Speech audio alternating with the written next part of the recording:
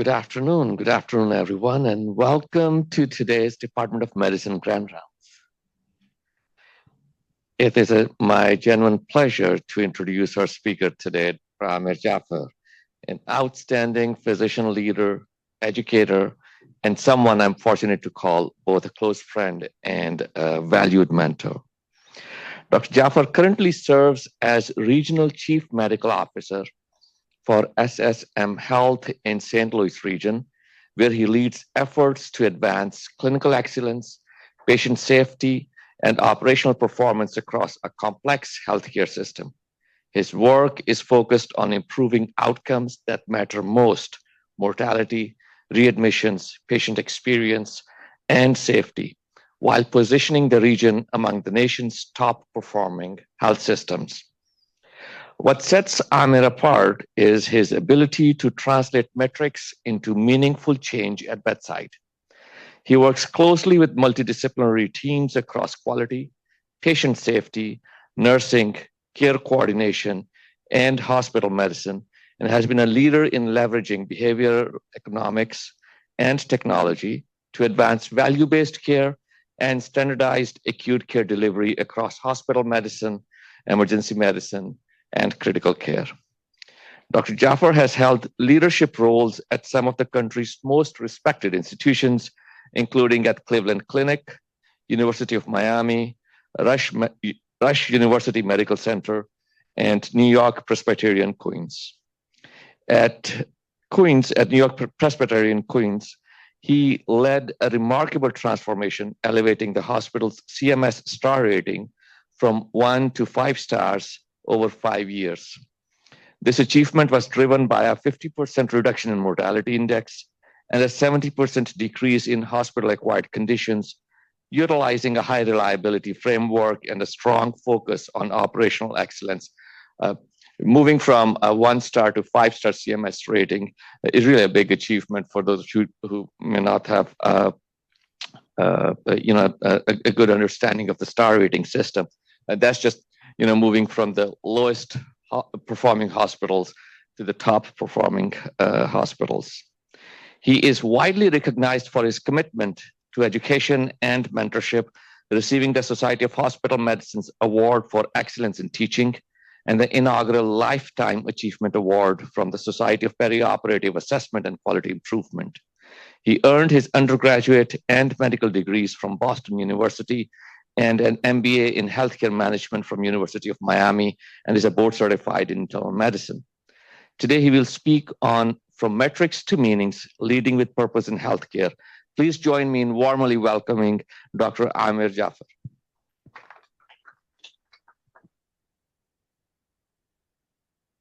Thank you so much, Dr. Qayyum, and good afternoon, everybody. Can you all hear me okay? Awesome. Well, first of all, I want to say a big thank you to Dr. Qayyum for inviting me today and really giving me an opportunity to speak with all of you today about a topic that is really close to my heart, metrics to meaning and leading with purpose in healthcare. I met Dr. Qayyum about almost 2 decades ago when he was still at Hopkins. And we were together at one of the Society of Hospital Medicine meetings where I remember we were talking about some of the research that he was working on. I've always been impressed both by his leadership and both his research as well as his leadership. And we really continued to stay in touch over the years. And I've always appreciated his consistency and kindness. He reaches out every year. He reaches out every year right at the end of Ramadan when we're celebrating Eid, and he's so consistent. He does it every year, and I always appreciate his kindness. So I'm really grateful for this connection that we've had over the last 2 decades, and we got a chance to connect this morning as well. So you're really, really lucky to have a great leader in him as your chair.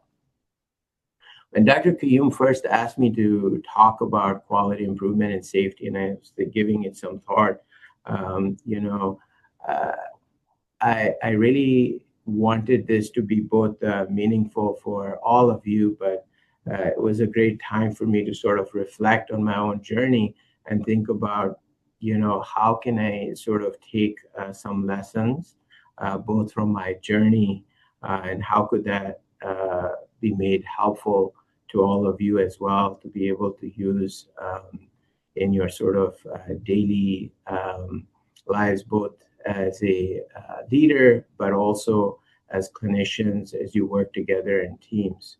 So I'm hoping that you'll find these insights that I share with you and some reflections helpful. So with that, I'm going to jump into my next slide. Let's see here. All right. So I distinctly remember this.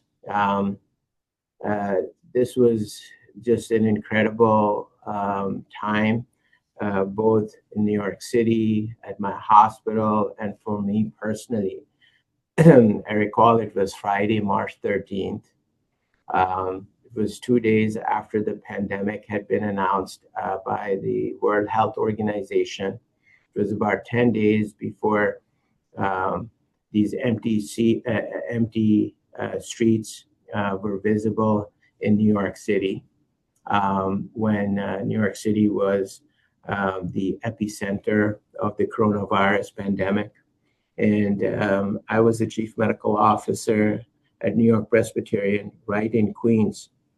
And some of the videos people saw on TV at that time were from our sister hospital in Elmhurst. And they weren't from our own hospital, but our hospital was very similar, not very different.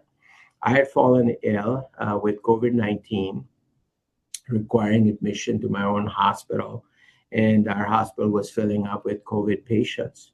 And I really could not serve as the chief medical officer anymore, and I could not be physically present because I had to be admitted, and I had to do something that I wasn't feeling very comfortable about. I had to ask my chief of medicine and our chief of surgery to step in because I couldn't be there. And this was very, very challenging for me. And so the questions that I started to ask was, what kind of leadership had I actually built? And was I feeling comfortable putting my chair of medicine and chief of surgery in charge instead of myself? And so I realized that I had no choice, first of all. And second of all, I had to take care of my health. And so very quickly, I realized that, although I felt uncomfortable, I felt like I had built trust with both my chair of medicine as well as with my chair of surgery to say, gentlemen, it's time for you all to step in, and I need to actually take time off because I can't physically be here, and I need to be taken care of in the hospital. So that moment really forced a question on me that I hadn't fully asked myself before, which is like, what kind of leadership had I actually built, right? And what I realized over time was that I had built enough trust with these two individuals and others on my team to really let others lead. And the trust had to have been established before the crisis, right? And that I felt like I had to empower them with this role, right?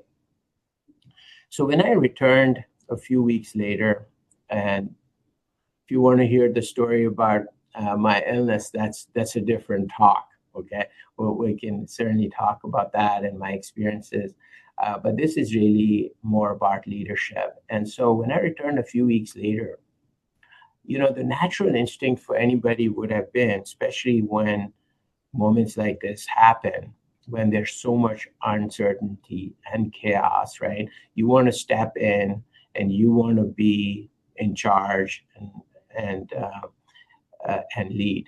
So for me, though, this was very challenging. That was an initial instinct for me to say, okay, well, I'm back, I'm feeling better. Thank you, Joe, and thank you, Pierre. I'm going to step in. I appreciate everything you did in my absence. But I chose to let them be in charge, and basically I decided that I was going to be a follower, that I was going to listen intently to their recommendations, let them be the experts. They'd been on the ground for the last 3 weeks, right? And I chose to follow instead. And that was a redefining moment for me because I realized that leadership really wasn't about presence or control.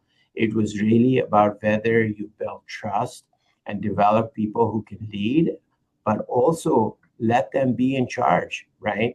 And that's really what I did. It taught me that it was really about the trust that I had built and the fact that they really had the trust with all their teams. Now for the last 3 weeks, that was the best way to leave the situation, and that I had to really position myself as a committed follower when I return.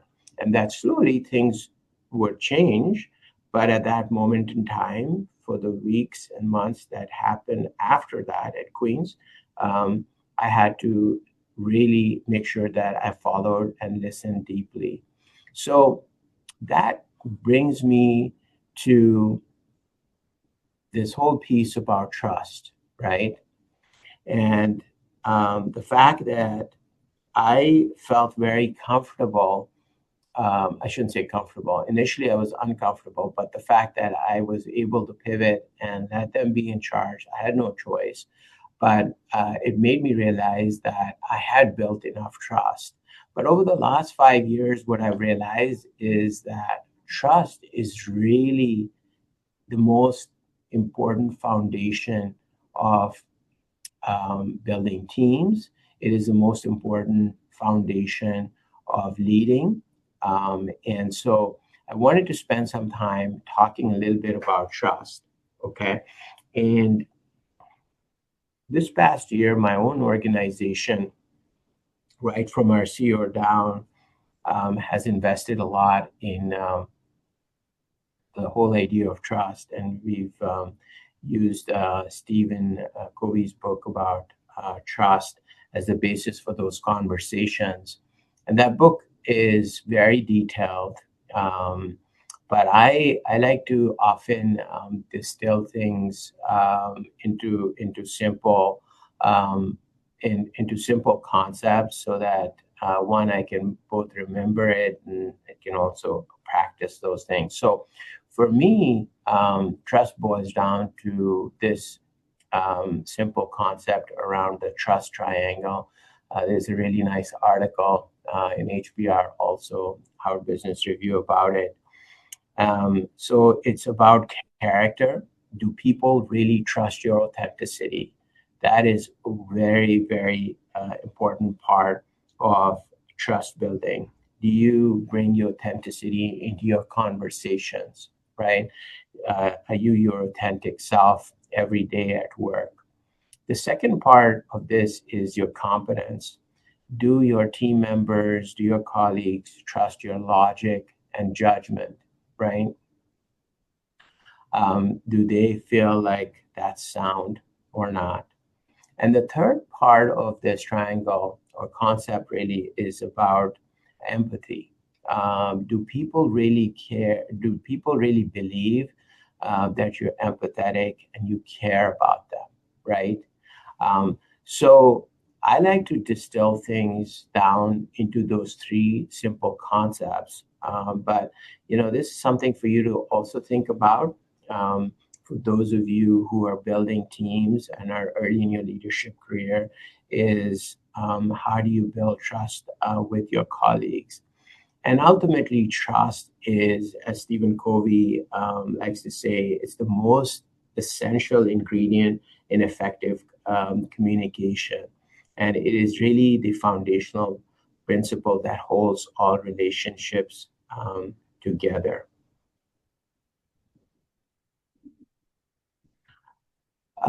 So let's talk a little bit about this foundation of trust, right? This is another concept. Some of you may have read this book. It's from Patrick Lencioni's book on the 5 dysfunctions of a team. But he talks a lot about trust as being the foundation of this specific pyramid, right?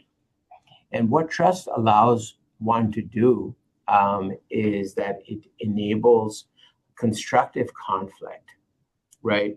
And it allows teams the opportunity to have psychological safety with one another so they feel comfortable engaging in constructive conflict around ideas. That ability to engage in constructive conflict then allows one to commit to decisions and plans of actions, right? And that then leads to peers holding one another accountable for the outcomes, right? And then the outcomes are the ones that translate into results. So you can see how the simple idea of building trust with one another as a team, engaging in the ability to have conflict with one another, ask each other provocative questions, be comfortable hearing what people have to say, translates into team accountability and results. And so for me, time and again, as I've been through different organizations, this whole concept has been really important because we're all asked to deliver on certain outcomes, and we know there are a lot of metrics, whether you're a teacher or whether you're a clinician or whether you're a researcher, right? People look at, and if you're a patient, you're also looking at how care is being delivered in today's day and age. And these metrics at the end of the day have no meaning, right? Until you really start to look at it from the lens of the impact that you're having on patients, right? And these metrics at the end of the day are ultimately processes that are then affecting the overall outcome of that patient. But in order for us to deliver outcomes, you really need high performing teams. And you can't have high performing teams unless you really have trust in one another. So let me talk a little bit about why accountability deserves a closer look. So we talked about trust, we talked about outcomes, but in the process, the teams held each other accountable. But sometimes we are all used to thinking about accountability becomes a bad word. People start to think about when you start using the word accountability, it becomes a code for blame, punishment, or public scorekeeping. But I really want to draw a sharp line here and say that accountability is really not blame or punishment or public scorekeeping. It is the ownership of outcomes. So I read this book over the holidays, How Leaders Inspire Accountability. So a lot of what I share here are some of the concepts from this book. And Michael Timms, who is the author of this book, really talks about the fact that it's really accountability is a tool for growth and performance, okay? And he really defines accountability as taking ownership of the results and focusing on what you can do to improve the future results. So the piece here is it shouldn't really be who's at fault. It's really about what outcome did we get and what did we learn and what will we change so the next outcome is better, right? So it's all about accountability, and it's about the ownership of those outcomes, our commitment to our patients, and our willingness to improve systems, and really the courage to act when things are falling short, right? And so, as leaders, and believe me, if you're a physician, right, everybody looks up to you as a leader, okay? Whether you like it or not, you're considered a leader. And so it's really important to start with yourself and model ownership on your own, right? Um, and so, telling the truth, being transparent, um, is part of that, and trying to focus a little bit on the system and not blaming people, closing the loop, etc. All becomes really, really important. And it's important to make this not task focused, really, but really outcome focused, right? And that's really an important part of what accountability is all about, is owning the outcomes. And when leaders say, we have an accountability problem, they usually mean they have an accountability problem, right? So you have to really start with what do you own, and what's your role in this. So first thing is, no blaming, right? Because blaming really shuts down problem solving and also kills trust, right? So if we want better outcomes, we want to keep the environment safe enough for people to tell the truth. We talked about ownership. So look in the mirror, how have I contributed to this outcome, right? What can I do? And what's my role? And then habit three, or something you can focus on, is engineer the solution. Work with your colleagues, find a solution, right? The big takeaway really here is that accountability is the fulcrum of leadership power. When we model ownership, we build trust, we clarify who owns what, and engineer solutions. You really create a culture where people don't hide problems, they solve them. And that is how you really improve outcomes for patients and for teams. All right. I wanted to share a little bit about my experiences at Queens. I spent 7 years there. But what I really wanted to say was that when I first arrived there, um, we had a culture problem, right? And um, we had 300 hospital-acquired conditions the prior year. I arrived there in January of 17, and in 16 we had over 300 hospital-acquired conditions. So you can imagine the harm that our patients had been experiencing there. And it wasn't because the people were bad. It wasn't that that they didn't want to deliver safe care for our patients. Everybody really wanted to do the right thing, but there was a lot of blame there in the culture.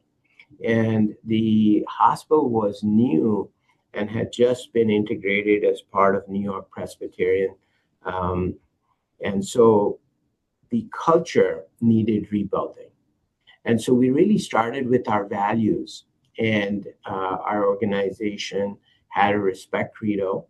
And, in organizations where the culture is not good, um, respect becomes very, very important. And I would say that that was one of our true norths as part of our values. In addition to respect, teamwork was important, value for our organization, empathy, excellence, responsibility, and innovation. But respect was really, really critical. We wanted to make sure that every person on the team had a voice. Didn't matter what they did, but we wanted to make sure that everybody had a voice. So all the leaders really started that were part of the new leadership team made sure that they walked and talked the values of the organization, and respect became critically important. That there were really no sacred cows. If people were treated disrespectfully, there were actions taken against them. Okay, and so that's how the leaders help create a different culture. And I say that is because that was very important for us to lay a very, very strong foundation related to the culture of safety. So we created a different, I should say, a non-punitive culture, a culture that really fostered reporting, that fostered transparency, that fostered teamwork, right? That coupled with the high reliability organizing principles of deferring to expertise, making sure that we had tiered huddles, that we were sensitive to operations within our hospitals. We didn't want to just simplify issues when they happen, but we wanted to understand the complexities of why things happen or why harm reached our patients. And we had a preoccupation with failure. We wanted to make sure we get this right, right? Those were the four principles of high reliability organization. And then this focus around creating a blame-free culture. So many of you may have heard the term just culture, where the focus is not on blame, but really the focus is on identifying what went wrong with the system that led to the adverse event. Ultimately, we wanted to move towards zero harm. And when we started to talk about zero harm, people initially said, well, that's almost impossible. But it was incredible. In the next 3 to 4 years, we reduced our hospital-acquired conditions by almost 50 to 60%. So we went from almost 300 hospital-acquired conditions down to about 120, right? And we had years when we had zero CLABSIs. And even our CAUTI numbers went down. And the focus really here was when adverse events happened and we sort of investigated why adverse events happen, the focus was on finding what went wrong with the system, right? Now, if there was flagrant disregard for policy in the process, obviously individuals were talked to and they were coached, or we had a different solution to manage them. But overall, nobody comes to work to cause harm, right?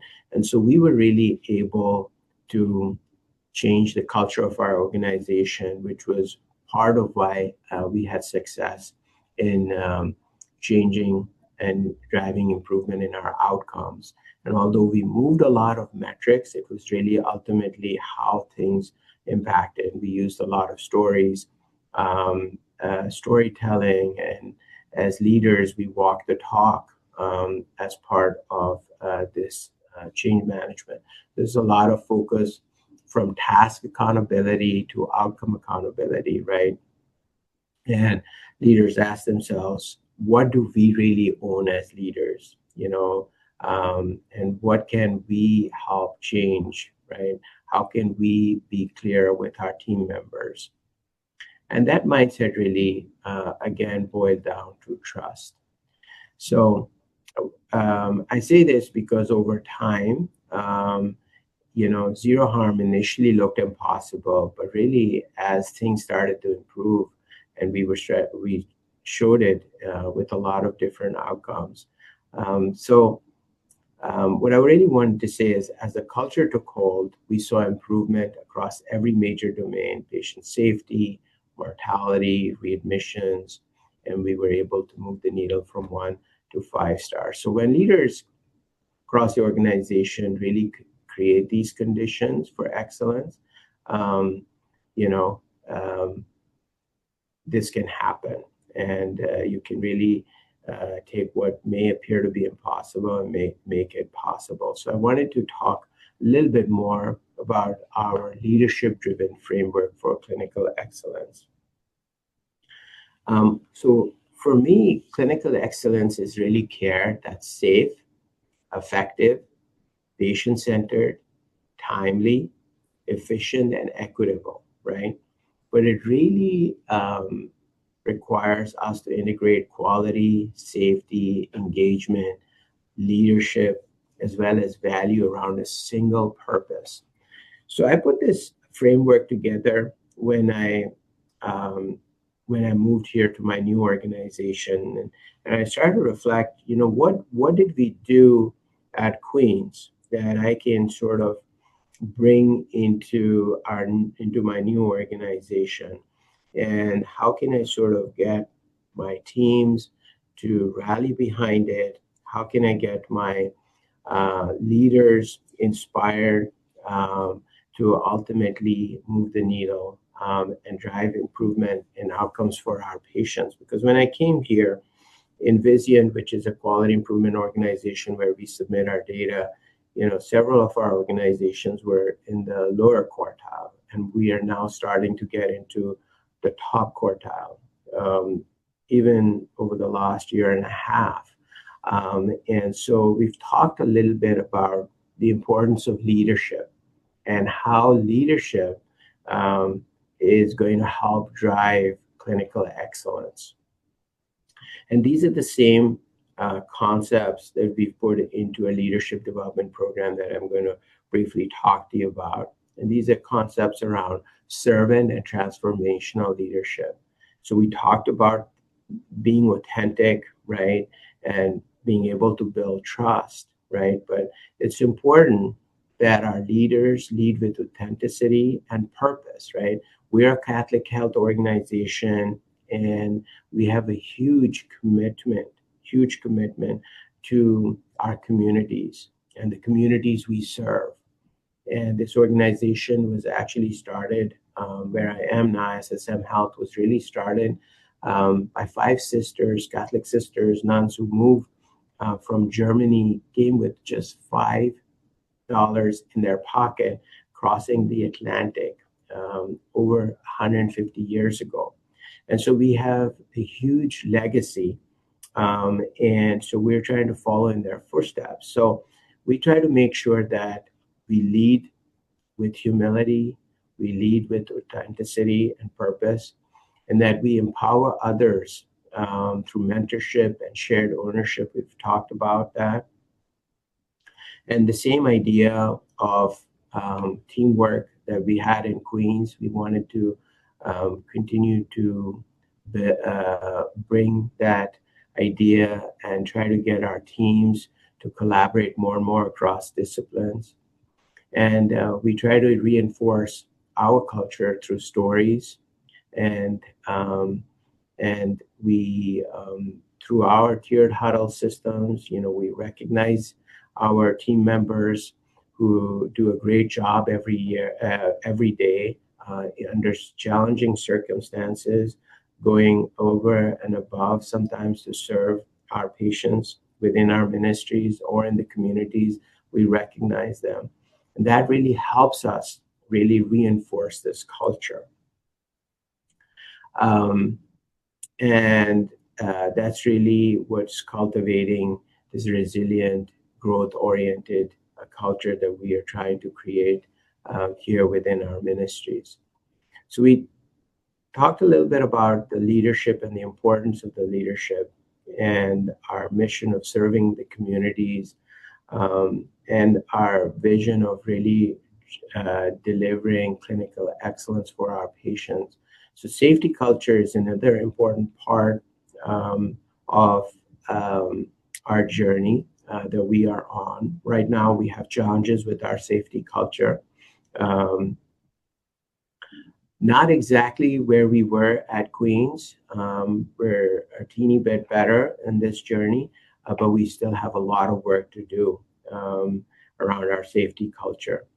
And you still see my slide, right? No, no, So sir, we don't see a slide. you don't. Okay, let me see. What did I mess up here?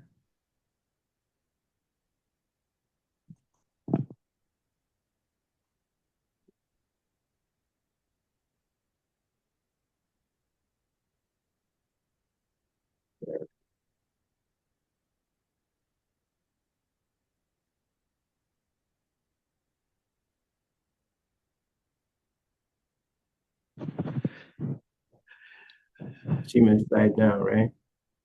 Yes, sir. Thank you. Okay. Yeah, thanks. So I would say that on our journey here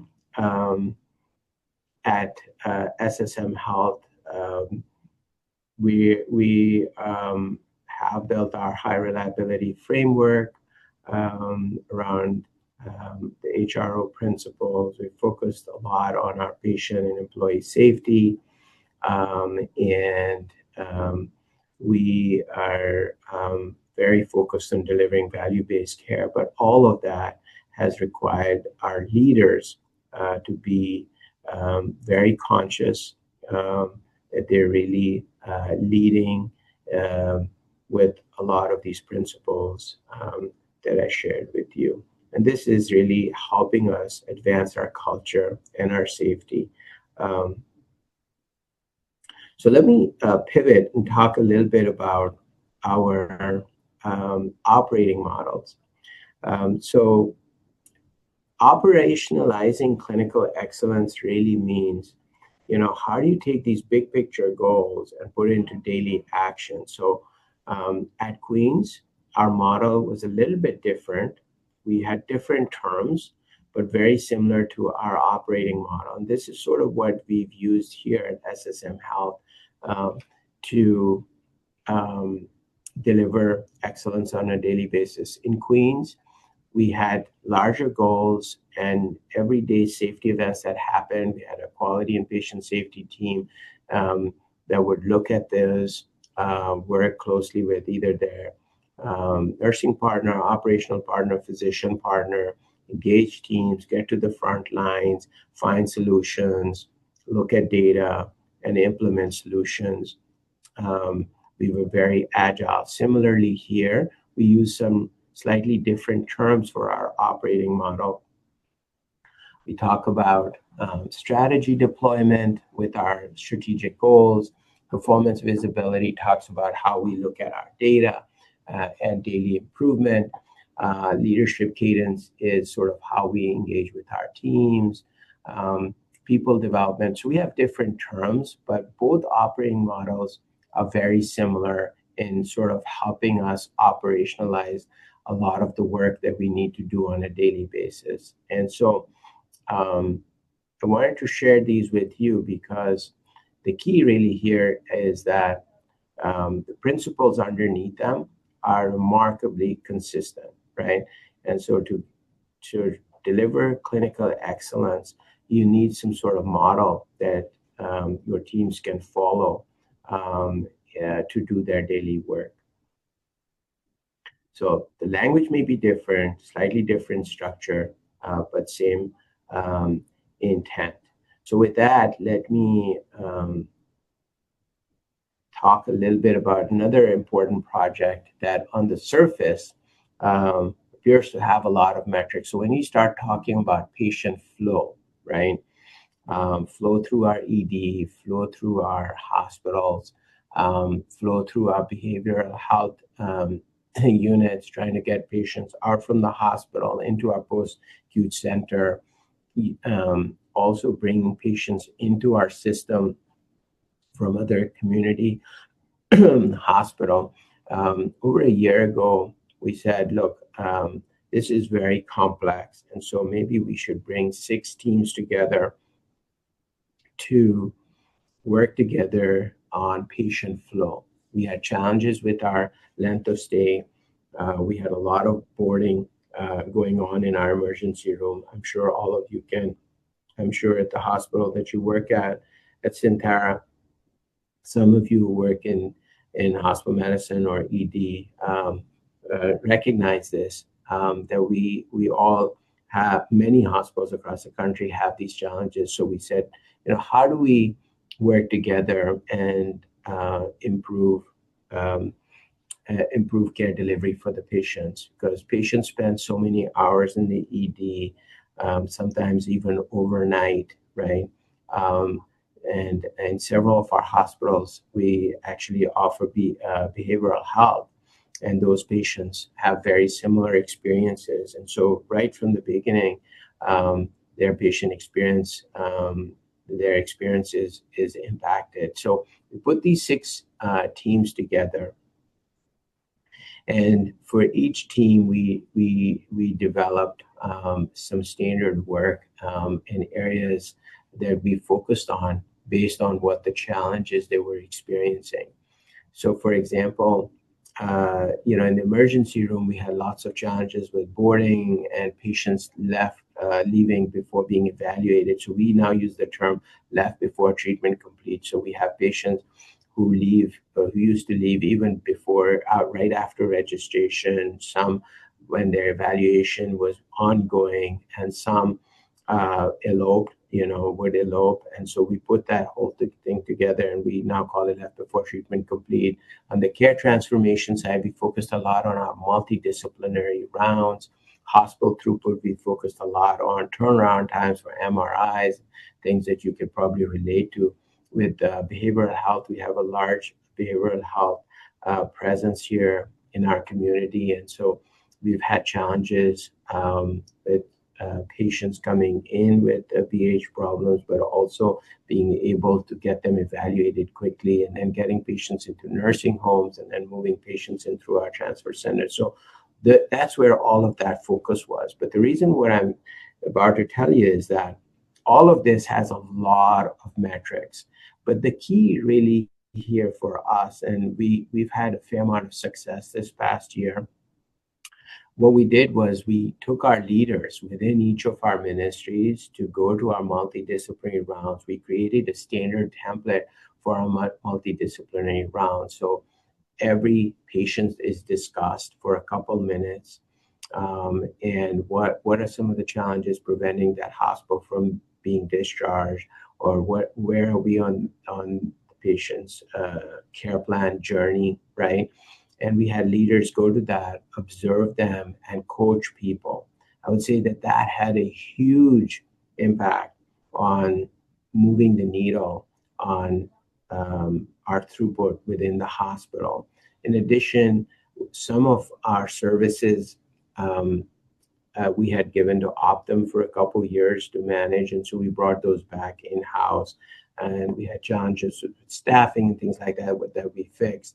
But the point of this is that a lot of these metrics, ultimately, you have to ask about is how do these affect the patient, right? If you can save one day in the hospital, you're decreasing the patient's exposure to a lot of other risk in the hospital, whether it's a hospital-acquired infection or some sort of antibiotic related complications sometimes, right?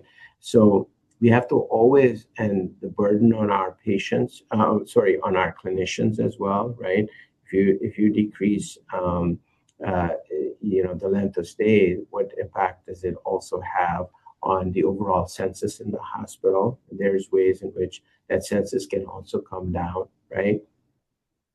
And then thinking a little bit about the challenges within our system. We also focused on the challenges we had around getting our patients to skilled nursing facilities and the challenges with the interface with insurance companies. And so, this entire project was massive, but it really allowed us to put a lens on a lot of our challenging areas. But the only way we could really accomplish this was ultimately putting the patient at the center of all of this and putting some meaning behind a lot of these metrics. Because on the surface, it looked like this was all about moving metrics, but really, it was really about the positive impact all of this was having on our patients, spending less time in the ED boarding, less time in the hospital for their care and receiving care a lot faster. So you realize that leadership was so important as part of the success that we had with this particular project. And so one of the things we realized was that we needed to invest more in leadership. And so we put this leadership development program together. I talked a little bit about this with some of the folks on your educational council. But this was about 6 months after I arrived here. And so we collaborated with the University of Missouri, St. Louis, to put together this 40-hour program spread out over five Fridays. And we've really been really excited about the impact that it's already starting to have, both on the work that needs to be done, right? And the fact that we now have leaders who we put through this program, who we are tapping to work on different challenging projects, because healthcare is becoming more and more complex. We need individuals, we need physicians who are ready to partner up with their operational dyads, their nursing dyads, put teams together to solve some of these problems, right? Some of these problems can't be just solved by individuals. We need teams to sort of work together. And so this has been very, very successful. And talking about leadership, as we look to the future, we need to also leverage what's coming down the pike with artificial intelligence. How many people here in the room use ChatGPT on a daily basis? Can you raise your hands here?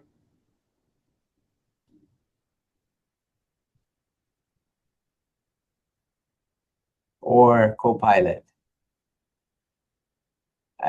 So at least 2/3 or more of the room go up, or almost every hand go up. So, right, so it's here, right? We are using it every day to help us, right? So we have to ask ourselves, how is artificial intelligence going to actually help us in our hospital, in our hospitals as well? And so there are different frameworks out there.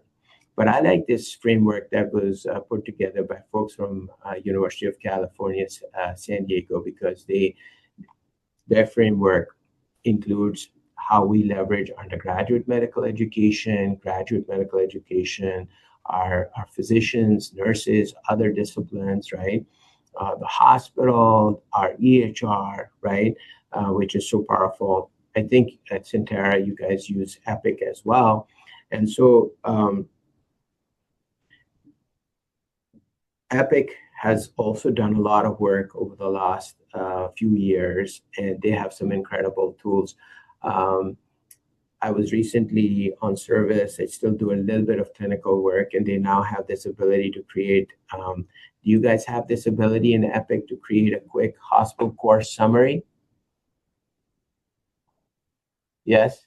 Okay. So it's incredible, right? So the tools that we're starting to see. So the idea is that with a lot of data in Epic, we can start to go from being a reactive healthcare system to a proactive learning health system. And so I think the future really is that with all the data, we should be able to identify, and it's already in Epic now, we have ways to identify patients who could potentially decompensate. I don't know, at least in our system, they're not as sensitive. And so we still have our rapid response teams. responding, obviously, to decompensating patients, but we're now starting to figure out how we can have a more sensitive index to proactively identify these patients. But that's just one example, right? There's so much other data in Epic, right? And so Epic is, I'm told, going to be helping a lot of different healthcare organizations with our ability to really predict. And so some organizations are leveraging Epic, some are using other ways to really identify risk. But that's just one area within safety, patient safety, where we can potentially bring advanced data, AI-driven risk, and analytics together to form this partnership to create a highly reliable learning health system. So I feel like this is sort of where we're headed. There are some organizations that have some of these things together, but they're not yet in a phase where it's well developed, right? I would say it's forming. So a lot of healthcare organizations are moving in this direction. I think this is sort of the future. But what the point I'm trying to make really here is that we need leadership, right? To prioritize, right? What tools that get developed. We can't develop all the tools, how we should prioritize, what we should prioritize, right? So all this technology is going to accelerate our learning, but this is sort of where leadership comes in, and we need leadership to help move this forward. With everything that I've said so far, as clinicians, it's easy to get lost in dashboards and algorithms, get focused on not only metrics, promotions, but short-term results. But it's really important for us to also take a step back, think about some of the long-term fulfillment and accomplishments, the impact that we have on our patients and how we are contributing, because that really helps us build resilience, prevents burnout as well, right? And the importance of purpose is really, really important. So anytime you're asked to participate in a quality improvement project, do something which is about achieving another metric, you have to, as a leader, as you bring the team together, you have to really explain the why to people, but also as an individual team member participating, you have to think beyond that metric. You have to really try to understand what impact is it going to ultimately have on the patient and the culture of your organization, your team. And as individuals, I think we need to get beyond sort of the immediate impact that we might see, but really think about the bigger picture a little bit. So with that, let me move to my last slide. So as I close, I want to come back to what leadership really is and what it is, what it is not, right? Leadership is not about position or control. It's really about stewardship, right?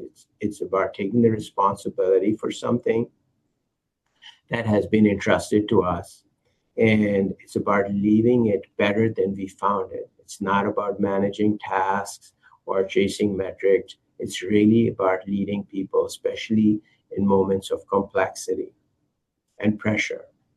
And trust, as we've talked about, is a very, very strong foundation that enables us to empower our teams and helps us foster teamwork. And ultimately, as leaders and as physicians, and the impact that we have and the work that we do, it's about improving things around us, right? Improving the team, the teamwork, the team members, patients, in improving them in terms of where we found them when we first started, right? And so I want to end with this quote because it really has resonated a lot with me. And in a Catholic health organization, we say that, everybody has a gift. Everybody has a talent, right? and everybody brings something special. It could be your role, it could be your responsibility. And so this quote from Picasso really resonates with me, which is really the meaning of life is to find your gift, and the purpose of life is to give it away. Okay. So with that, I'm going to stop and wanted to say thank you for all of you for your attention, your time, for being here. And I'm happy to take questions.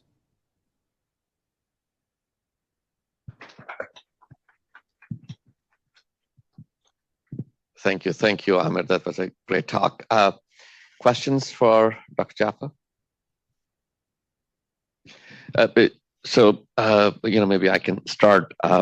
So as a physician, we usually are on the receiving end of metrics, where we are told what metrics are and then follow and meet those metrics.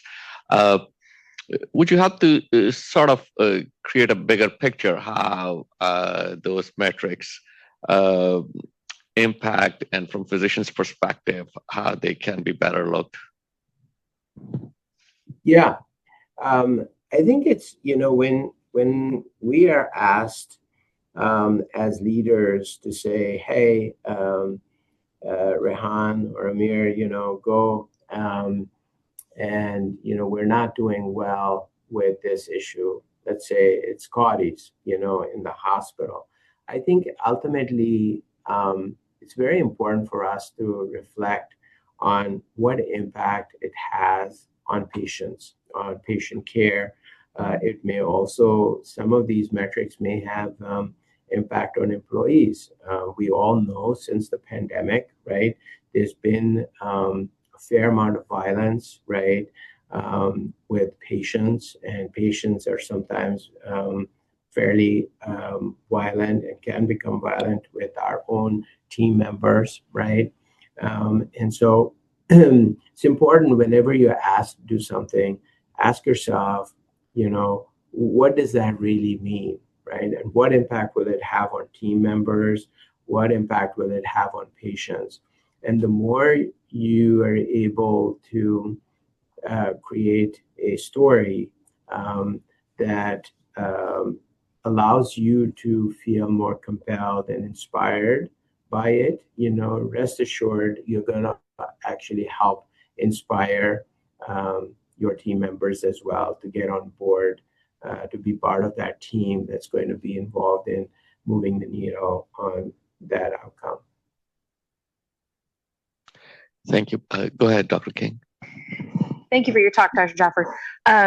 Just a quick question. So I think one of the biggest motivators that has the most potential for causing mistrust is money.